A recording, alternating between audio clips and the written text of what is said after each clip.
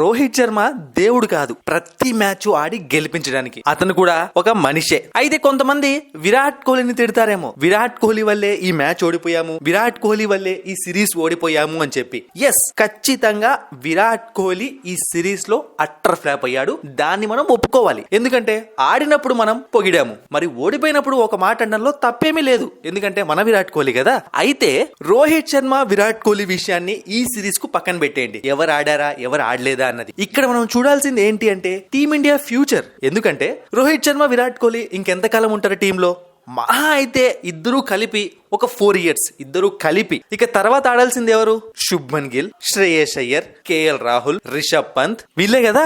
ఇప్పుడు మనం చెప్పిన ప్లేయర్స్ లో ఎవరైనా ఈ సిరీస్ లో బాగా పర్ఫామ్ చేశారా? ఇలాంటి ప్రెజర్ మ్యాచ్లు ఆడుకుంటే ఎప్పుడు వీళ్ళకు రికగ్నిషన్ వస్తుంది, ఎప్పుడు వీళ్ళకు రోహిత్ శర్మ లాగా విరాట్ కోహ్లీ లాగా ఫాలోయింగ్ వస్తుంది? ఏదో ఒక మ్యాచ్ ఆడేయడము, ఒక డబుల్ సెంచరీ కొట్టేయడము, ఒక సెంచరీ కొట్టేయడం కాదు ఇక్కడ కావాల్సింది. కన్సిస్టెన్సీ కావాలి. ఆ కన్సిస్టెన్సీతోనే సచిన్ అయినా, విరాట్ కోహ్లీ అయినా, రోహిత్ అయినా, ధోని అయినా ప్రపంచంలోనే బెస్ట్ క్రికెటర్స్ అయిపోయారు. కోట్లాది మంది అభిమానులను సొంతం చేసుకున్నారు.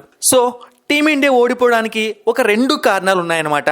అందరూ చెప్పినట్టుగా బ్యాటింగ్, బౌలింగ్ ఇవి కాదు. ఫస్ట్ కారణం ఏంటి అంటే మీకు ఫన్నీగా అనిపించవచ్చు, బట్ ఇది చాలా ఇంపార్టెంట్ కారణం. అదేంటి అంటే టాస్. యాక్చువల్ గా మనం చూస్తూ ఉన్నాం అనమాట. టాస్ గెలిచిన టీం కి గెలవడానికి ఎక్కువ అవకాశం వస్తుంది. ఎందుకంటే సెకండ్ ఇన్నింగ్స్ లో బ్యాటింగ్ చాలా టఫ్ అయిపోతుంది. ఫస్ట్ మన వాళ్ళు బౌలింగ్ వేసేటప్పుడు పిచ్ అనేది స్పిన్ కి అంత బాగా అనుకూలించట్లేదు. కనీసం ఒక 30 overs అయ్యాక స్పిన్ కి అనుకూలించడం స్టార్ట్ చేస్తుంది. బట్ శ్రీలంక వాళ్ళు వచ్చిన వెంటనే ఏమవుతుందంటే ఫస్ట్ బాల్ నుంచే బాల్ బాగా టర్న్ అవుతుంది. సో ఇక్కడ టాస్ అనేది ఇంపార్టెంట్ రోల్ ప్లే చేసింది ఈ సిరీస్ లో.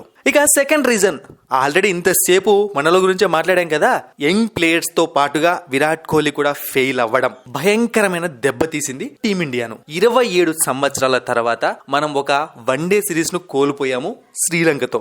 ఇది చాలా అవమానం అనే చెప్పాలన్నమాట. ఎందుకు అవమానం అంటున్నాను అంటే ఓడిపోవడం పెద్ద తప్పేమీ కాదు ఇక్కడ. అంటే మనం తీసుకున్న గోతులో మనమే పడ్డామని కొంతమంది అంటూ ఉంటారు, లేకుంటే కత్తి పట్టుకున్నవాడు కత్తితో పోయాడు అన్నట్టుగా. స్పిన్ ని అద్భుతంగా ఆడే దేశాల్లో నంబర్ 1 ప్లేస్ లో టీమిండియా ఉంటుంది. ఇక ఆ తర్వాత పాకిస్తాన్, శ్రీలంక వీళ్ళు ఉంటారు. బట్ అలాంటి స్పిన్ కండిషన్స్ పైన మనం సరిగ్గా పర్ఫామ్ చేయలేక స్పిన్ కే బలైపోయాము. బౌలర్స్ పేర్లు మారుతున్నాయి అంతే, వికెట్లు మాత్రం స్పిన్నర్స్ గే పడుతున్నాయి. అదే టైంలో మన టీంలో ఉన్న స్పిన్నర్స్ శ్రీలంక వాళ్ళతో పోటీ పడి బౌలింగ్ చేయలేకపోయారు. బట్ దీనికి ఒక రీజన్ ఉందన్నమాట. ఆల్రెడీ చెప్పాను కదా, ఇది టాస్ వల్ల జరిగింది. ఏం జరిగితే ఏముంది చెప్పండి, మొత్తానికి మ్యాచ్ అయితే ఓడిపోయాము. ఇక దాదాపు 40 నుంచి 45 రోజులు అనుకుంటాను టీమిండియాకు రెస్ట్ ఉంది. అంతవరకు మనకు ఏ మ్యాచ్లు లేవు. మరిన్ని ఇంట్రెస్టింగ్ వీడియోస్ కోసం సబ్స్క్రైబ్ చేయడం మర్చిపోకండి.